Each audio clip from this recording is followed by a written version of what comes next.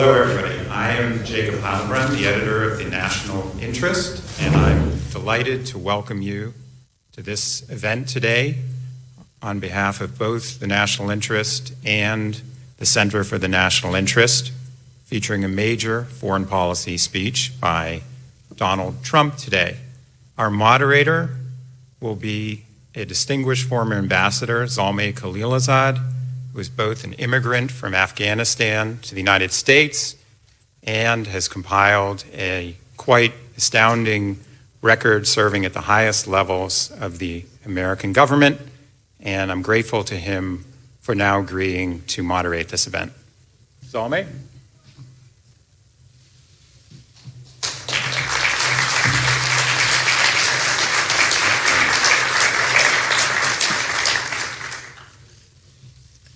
Thank you very much, Jacob. In my recently published memoir, The Envoy, I tell the story of coming from Afghanistan to the United States legally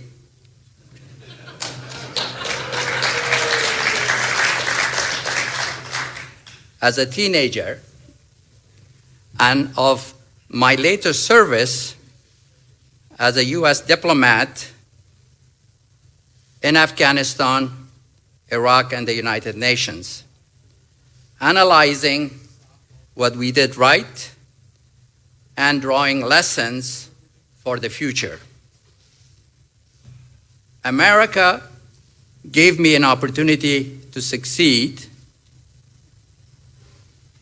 and I tried to pay back a little by my service to the United States. I mentioned my book. I would like everyone to read it and to borrow a phrase from Mr. Trump. It will make your head spin.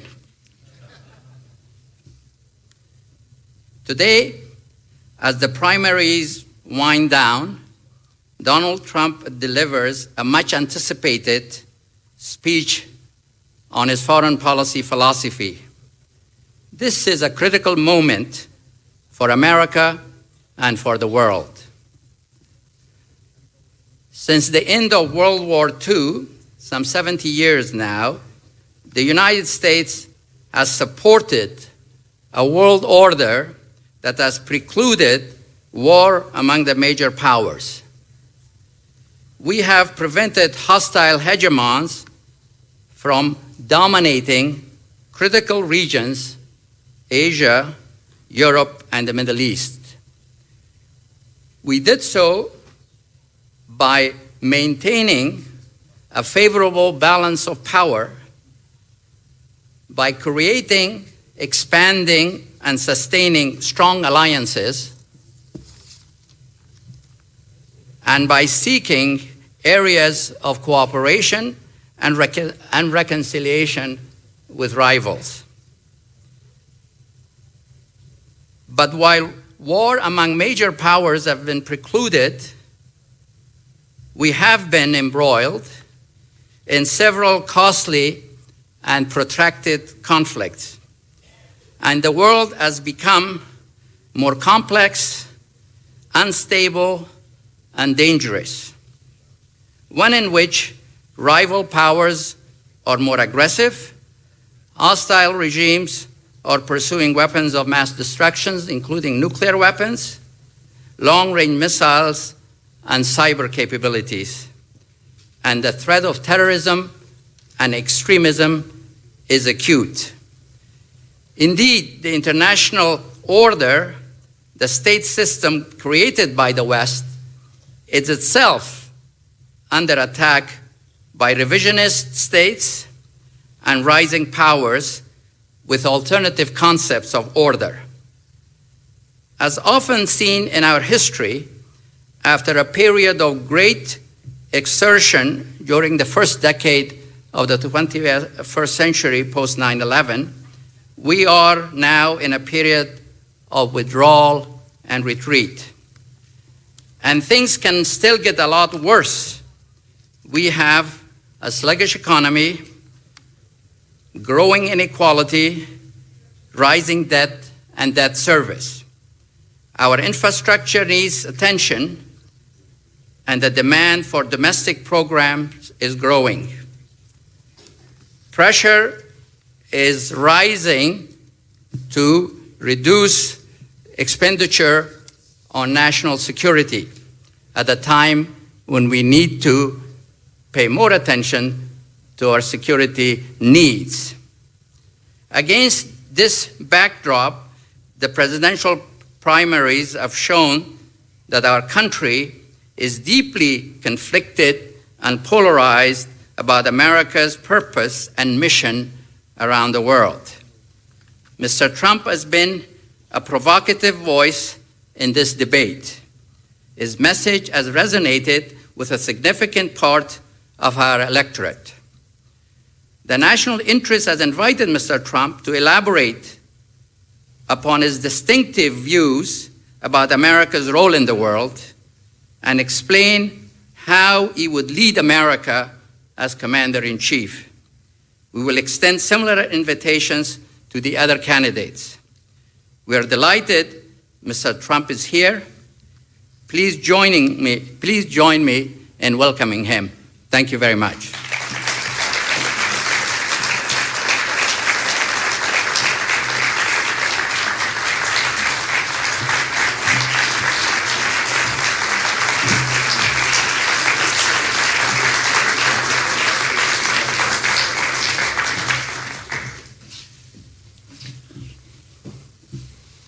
Thank you for the opportunity to speak to you, and thank you to the Center for National Interest for honoring me with this invitation. It truly is a great honor. I'd like to talk today about how to develop a new foreign policy direction for our country, one that replaces randomness with purpose, ideology with strategy, and chaos with peace. It's time to shake the rust off America's foreign policy.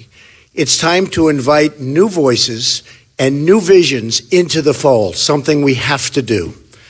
The direction I will outline today will also return us to a timeless principle. My foreign policy will always put the interests of the American people and American security above all else. Has to be first. Has to be. That will be the foundation of every single decision that I will make. America, thank you. America First will be the major and overriding theme of my administration. But to chart our path forward, we must first briefly take a look back. We have a lot to be proud of. In the 1940s, we saved the world. The greatest generation beat back the Nazis and Japanese imperialists. Then we saved the world again, this time from totalitarianism and communism. The Cold War, it lasted for decades, but guess what? We won, and we won big. Democrats and Republicans working together got Mr. Gorbachev to heed the words of President Reagan, our great president, when he said, "Tear down this wall." History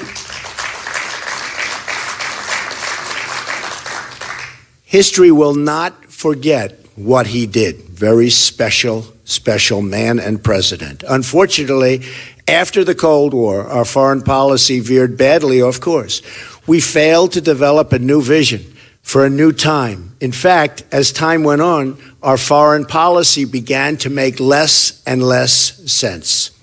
Logic was replaced with foolishness and arrogance, which led to one foreign policy disaster after another. They just kept coming and coming. We went from mistakes in Iraq to Egypt to Libya to President Obama's line in the sand in Syria. Each of these actions have helped to throw the region into chaos and gave ISIS the space it needs to grow and prosper. Very bad. It all began with the dangerous idea that we could make Western democracies out of countries that had no experience or interest in becoming a Western democracy. We tore up what institutions they had, and then were surprised at what we unleashed. Civil war, religious fanaticism, thousands of Americans and just killed, lives wasted, horribly wasted. Many trillions of dollars were lost as a result. The vacuum was created that ISIS would fill. Iran, too, would rush in and fill that void, much to their really unjust enrichment. They have benefited so much, so sadly for us. Our foreign policy is a complete and total disaster. No vision, no purpose, no direction, no strategy. Today, I want to identify 5 main weaknesses in our foreign policy. First, our resources are totally overextended. President Obama has weakened our military by weakening our economy.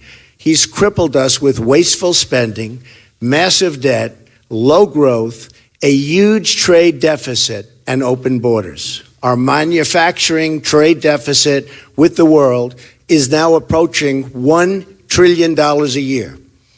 We're rebuilding other countries while weakening our own.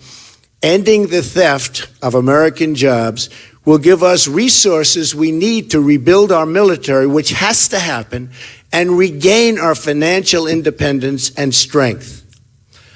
I am the only person running for the presidency who understands this, and this is a serious problem. I'm the only one, believe me, I know them all. I'm the only one that knows how to fix it.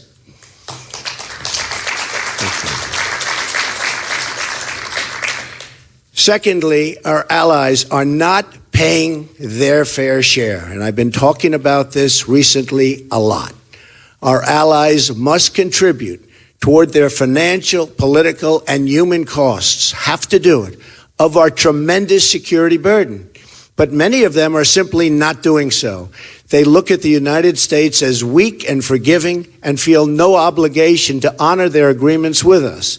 In NATO, for instance, only 4 of 28 other member countries, besides America, are spending the minimum required 2% of GDP on defense. We have spent trillions of dollars over time on planes, missiles, ships, equipment, building up our military to provide a strong defense for Europe and Asia. The countries we are defending must pay for the cost of this defense. And if not, the U.S. must be prepared to let these countries defend themselves. We have no choice. The whole world will be safer if our allies do their part to support our common defense and security. A Trump administration will lead a free world that is properly armed and funded beautifully. Thirdly, our friends are beginning to think they can't depend on us. We've had a president who dislikes our friends and bows to our enemies, something that we've never seen before in the history of our country. He negotiated a disastrous deal with Iran, and then we watched them ignore its terms even before the ink was dry.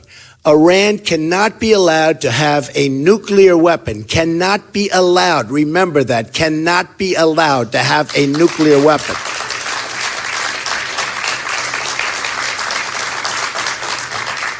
And under a Trump administration, will never, ever be allowed to have that nuclear weapon.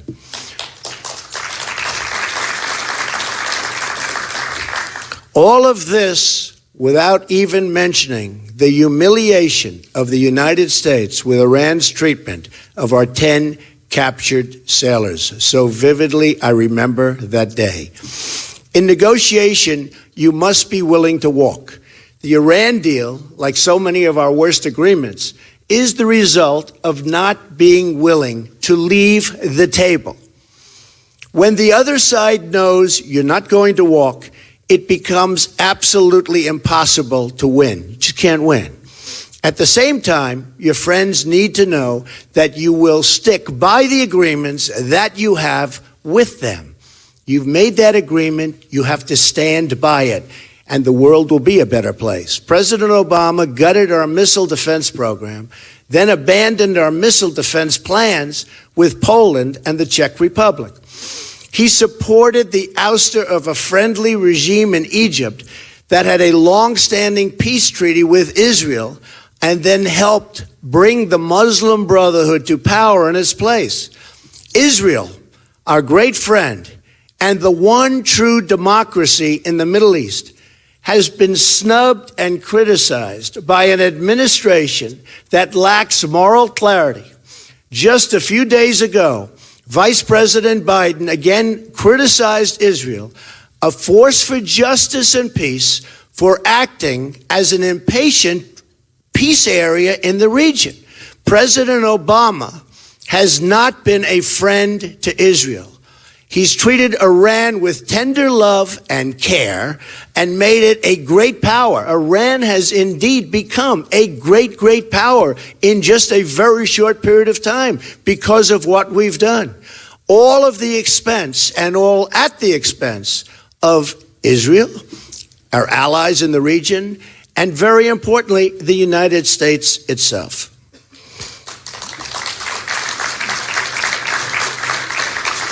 We picked fights with our oldest friends, and now they're starting to look elsewhere for help. Remember that. Not good. Fourth, our rivals no longer respect us. In fact, they're just as confused as our allies. But an even bigger problem is that they don't take us seriously anymore. Truth is, they don't respect us. When President Obama landed in Cuba on Air Force One, no leader was there, nobody, to greet him. Perhaps an incident without precedent in the long and prestigious history of Air Force One. Then amazingly, the same thing happened in Saudi Arabia. It's called no respect, absolutely no respect. Do you remember when the president made a long and expensive trip to Copenhagen, Denmark, to get the Olympics for our country? And after this unprecedented effort, it was announced that the United States came in fourth place. The President of the United States making this trip, unprecedented, comes in fourth place. He should have known the result before making such an embarrassing commitment. We were laughed at all over the world, as we have been many, many times. The list of humiliations go on and on and on. President Obama watches helplessly as North Korea increases its aggression and expands further and further with its nuclear reach. Our president has allowed China to continue its economic assault on American jobs and wealth, refusing to enforce trade deals and apply leverage on China necessarily to rein in North Korea. We have the leverage, we have the power over China, economic power, and people don't understand it.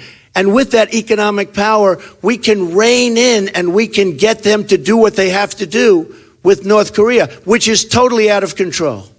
He has even allowed China to steal government secrets with cyber attacks and engage in industrial espionage against the United States and its companies. We've let our rivals and challengers think they can get away with anything, and they do. They do. At will, it always happens. If President Obama's goal had been to weaken America, he could not have done a better job. Finally, America no longer has a clear understanding of our foreign policy goals. Since the end of the Cold War and the breakup of the Soviet Union, we've lacked a coherent foreign policy. One day we're bombing Libya and getting rid of a dictator to foster democracy for civilians. The next day, we're watching the same civilians suffer while that country falls and absolutely falls apart. Lives lost, massive monies lost. The world is a different place. We're a humanitarian nation, but the legacy of the Obama-Clinton interventions will be weakness, confusion, and disarray. A mess. We've made the Middle East more unstable and chaotic than ever before. We left Christians subject to intense persecution and even genocide. We have done nothing to help the Christians, nothing. And we should always be ashamed for that lack of action. Our actions in Iraq, Libya, and Syria have helped unleash ISIS. And we're in a war against radical Islam, but President Obama won't even name the enemy. And unless you name the enemy, you will never, ever solve the problem.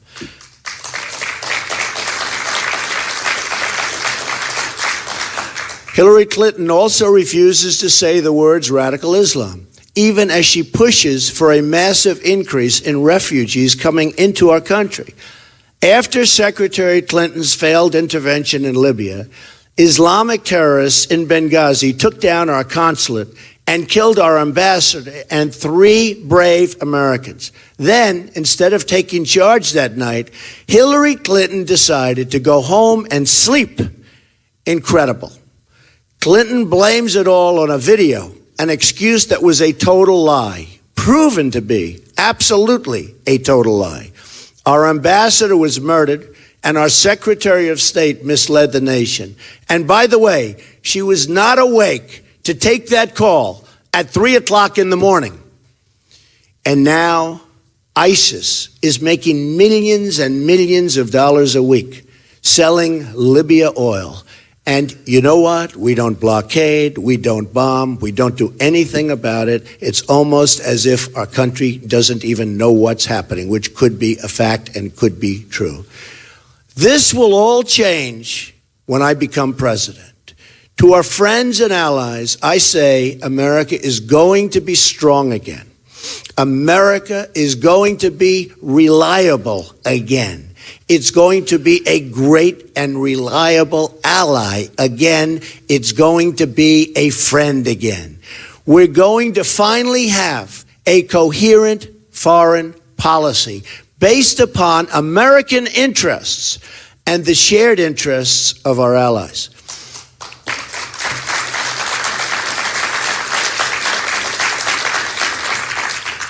We're getting out of the nation-building business and instead focusing on creating stability in the world. Our moments of greatest strength came when politics ended at the water's edge.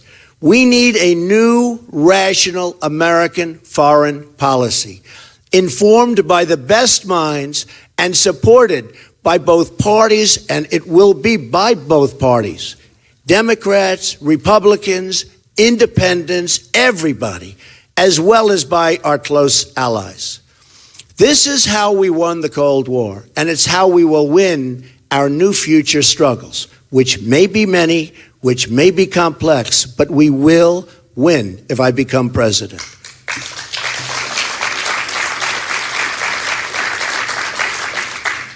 First, we need a long-term plan to halt the spread and reach of radical Islam. Containing the spread of radical Islam must be a major foreign policy goal of the United States and indeed the world. Events may require the use of military force, but it's also a philosophical struggle, like our long struggle in the Cold War. In this, we're going to be working very closely with our allies in the Muslim world, all of which are at risk from radical Islamic violence, attacks, and everything else. It is a dangerous world, more dangerous now than it has ever been. We should work, thank you. We should work together with any nation in the region that is threatened by the rise of radical Islam. But this has to be a two-way street. They must also be good to us. Remember that. They have to be good to us. No longer one way. It's now two-way. And remember, us and all we are doing, they have to appreciate what we've done to them. We're going to help, but they have to appreciate what we've done for them. The struggle against radical Islam also takes place in our homeland. There are scores of recent migrants inside our borders charged with terrorism. For every case known to the public, there are dozens and dozens more. We must stop importing extremism through senseless immigration policies. We have no idea where these people are coming from. There's no documentation. There's no paperwork. There's nothing. We have to be smart. We have to be vigilant. A pause for reassessment will help us to prevent the next San Bernardino, or, frankly, much worse. All you have to do is look at the World Trade Center and September 11th. One of the great catastrophes, in my opinion, the single greatest military catastrophe in the history of our country. Worse than Pearl Harbor, because you take a look at what's happened, and citizens were attacked as opposed to the military being attacked. One of the true great catastrophes. And then there's ISIS. I have a simple message for them. Their days are numbered. I won't tell them where, and I won't tell them how.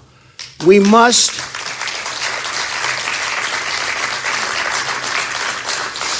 must as a nation, be more unpredictable. We are totally predictable. We tell everything. We're sending troops, we tell them. We're sending something else, we have a news conference. We have to be unpredictable. And we have to be unpredictable starting now. But they're going to be gone. ISIS will be gone if I'm elected president, and they'll be gone quickly. They will be gone very, very quickly. Secondly, we have to rebuild our military and our economy. The Russians and Chinese have rapidly expanded their military capability, but look at what's happened to us. Our nuclear weapons arsenal, our ultimate deterrent, has been allowed to atrophy and is desperately in need of modernization and renewal, and it has to happen immediately. Our active duty armed forces have shrunk from 2 million in 1991 to about 1.3 million today. The Navy has shrunk from over 500 ships to 272 ships during this same period of time. The Air Force is about 1/3 smaller than 1991. Pilots flying B-52s in combat missions today, these planes are older than virtually everybody in this room. And what are we doing about this? President Obama has proposed a 2017 defense budget that in real dollars cuts nearly 25% from what we were spending in 2011. Our military is depleted, and we're asking our generals and military leaders to worry about global warming. We will spend what we need to rebuild our military. It is the cheapest single investment we can make. We will develop, build, and purchase the best equipment known to mankind. Our military dominance must be unquestioned, and I mean unquestioned, by anybody and everybody. But we will look for savings and spend our money wisely. In this time of mounting debt, right now, we have so much debt that nobody even knows how to address the problem, but I do. No $1 can be wasted. Not one single dollar can we waste. We're also going to have to change our trade, immigration, and economic policies to make our economy strong again and to put Americans first again. This will ensure that our own workers, right here in America, get the jobs and higher pay that will grow our tax revenues, increase our economic might as a nation, make us strong financially again. So important. We need to think smarter about areas where our technological superiority, and nobody comes close, gives us an edge.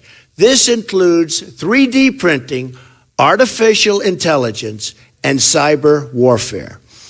A great country also takes care of its warriors. Our commitment to them is absolute, and I mean absolute. A Trump administration will give our servicemen and women the best equipment and support in the world when they serve and where they serve, and the best care in the world when they return as veterans and they come back home to civilian life. Our veterans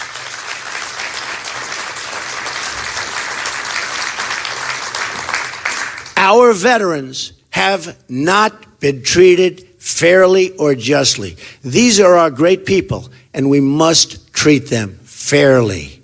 And we must even treat them really, really well. And that will happen under the Trump administration.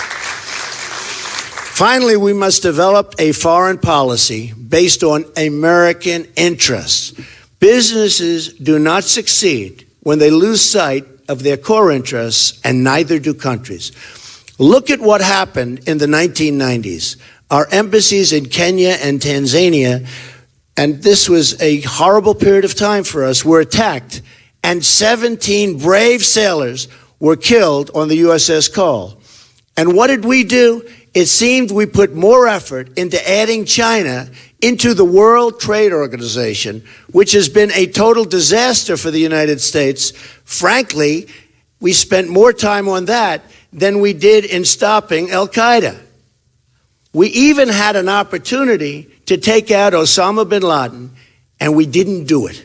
And then we got hit at the World Trade Center and the Pentagon, again, the worst attack on our country in its history. Our foreign policy goals must be based on America's core national security interests. And the following will be my priorities. In the Middle East, our goals must be, and I mean must be, to defeat terrorists and promote regional stability, not radical change. We need to be clear-sighted about the groups that will never be anything other than enemies. And believe me, we have groups that no matter what you do, they will be the enemy. We have to be smart enough to recognize who those groups are, who those people are, and not help them. And we must only be generous to those that prove they are indeed our friends.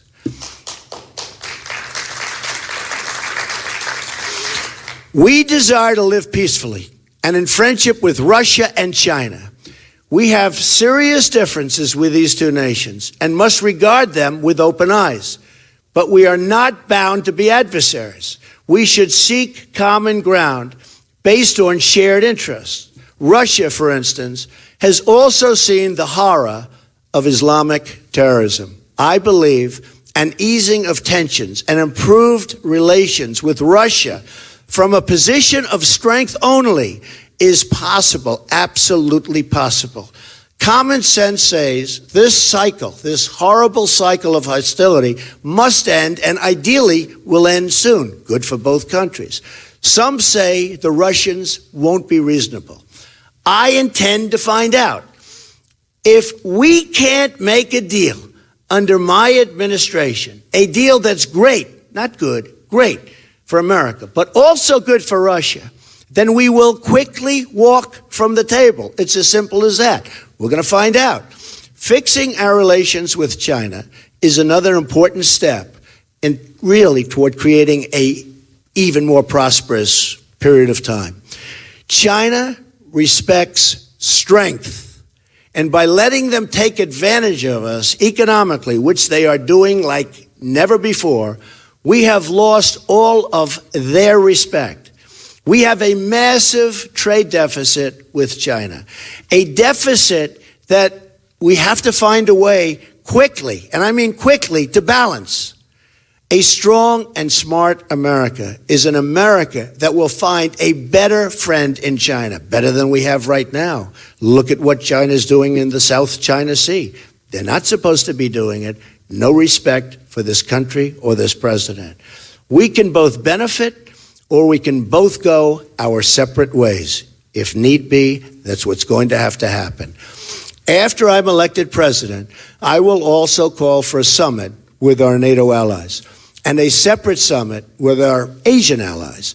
In these summits, we will not only discuss a rebalancing of financial commitments, but take a fresh look at how we can adopt new strategies for tackling our common challenges.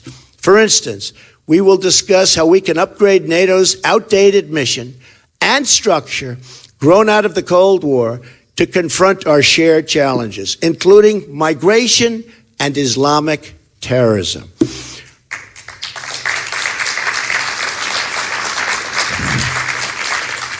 I will not hesitate to deploy military force when there is no alternative.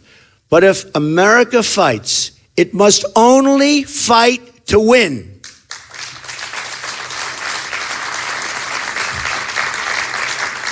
I will never send our finest into battle unless necessary, and I mean absolutely necessary, and will only do so if we have a plan for victory with a capital V. Our goal is peace and prosperity, not war and destruction.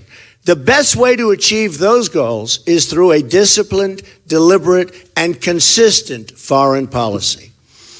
With President Obama and Secretary Clinton, we've had the exact opposite: a reckless, rudderless, and aimless foreign policy, one that has blazed a path of destruction in its wake.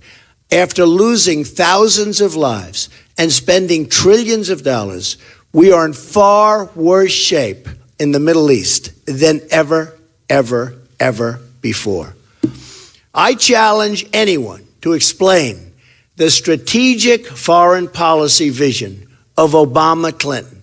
It has been a complete and total disaster.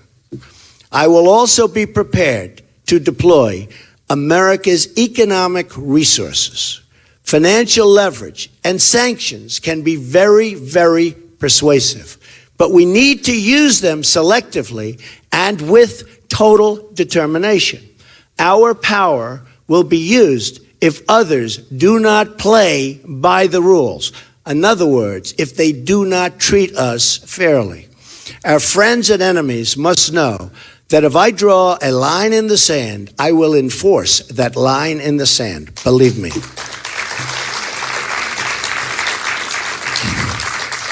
However, unlike other candidates for the presidency, war and aggression will not be my first instinct. You cannot have a foreign policy without diplomacy.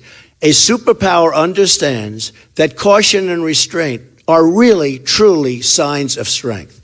Although not in government service, I was totally against the war in Iraq, very proudly, saying for many years that it would destabilize the Middle East. Sadly, I was correct. And the biggest beneficiary has been Iran, who is systematically taking over Iraq and gaining access to their very, very rich oil reserves, something it has wanted to do for decades. And now, to top it off, we have ISIS. My goal is to establish a foreign policy that will endure for several generations.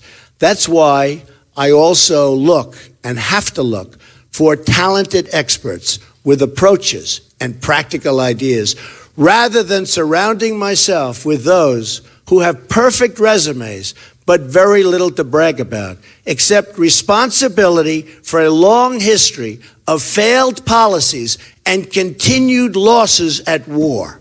We have to look to new people. We have to look to new people because many of the old people, frankly, don't know what they're doing, even though they may look awfully good writing in the New York Times or being watched on television. Finally, I will work with our allies to reinvigorate Western values and institutions. Instead of trying to spread universal values that not everybody shares or wants, we should understand that strengthening and promoting Western civilization and its accomplishments will do more to inspire positive reforms around the world than military interventions.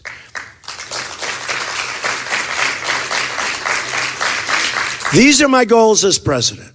I will seek a foreign policy that all Americans, whatever their party, can support, so important, and which our friends and allies will respect and totally welcome.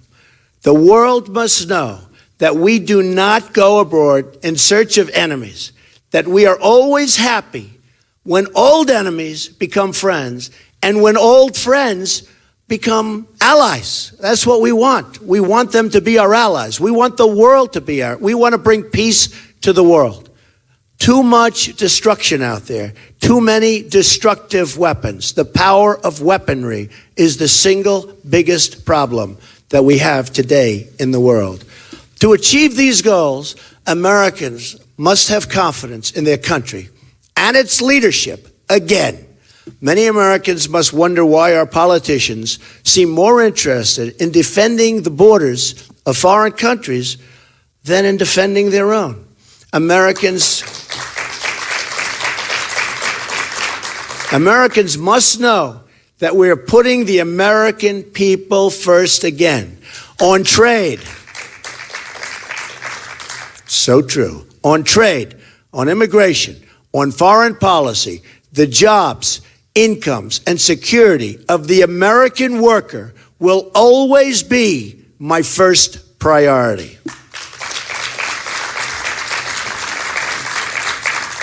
No country has ever prospered that failed to put its own interests first.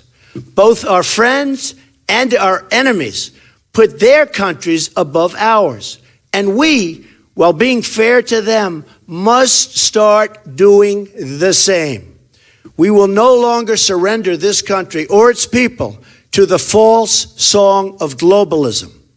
The nation state remains the true foundation for happiness and harmony. I am skeptical of international unions that tie us up and bring America down, and will never enter. And under my administration, we will never enter America into any agreement that reduces our ability to control our own affairs. NAFTA, as an example, has been a total disaster for the United States and has emptied our states, literally emptied our states of our manufacturing and our jobs. And I've just gotten to see it. I've toured Pennsylvania. I've toured New York. I've toured so many of the states. They have been cleaned out. Their manufacturing is gone. Never again. Only the verse, and I have to say this strongly, never again. Only the reverse will happen. We will keep our jobs and bring in new ones. There will be consequences for the companies that leave the United States only to exploit it later. They fire the people. They take advantage of the United States. There will be consequences for those companies. Never again. Under a Trump administration, no American citizen will ever again feel that their needs come second to the citizens of a foreign country.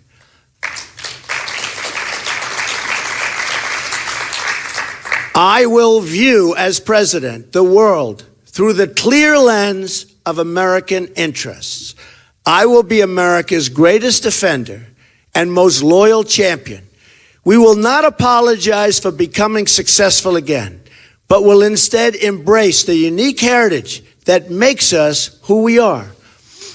The world is most peaceful and most prosperous when America is strongest. America will continue and continue forever to play the role of peacemaker. We will always help save lives and indeed humanity itself. But to play that role, we must make America strong again.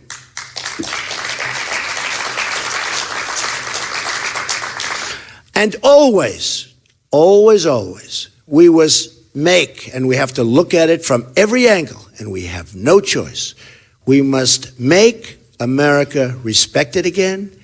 We must make America truly wealthy again, and we have to, and we will make America great again. And if we do that, perhaps this century can be the most peaceful and prosperous the world has ever known. Thank you very much, everybody. I appreciate it. Thank you. Thank you very much. Thank you.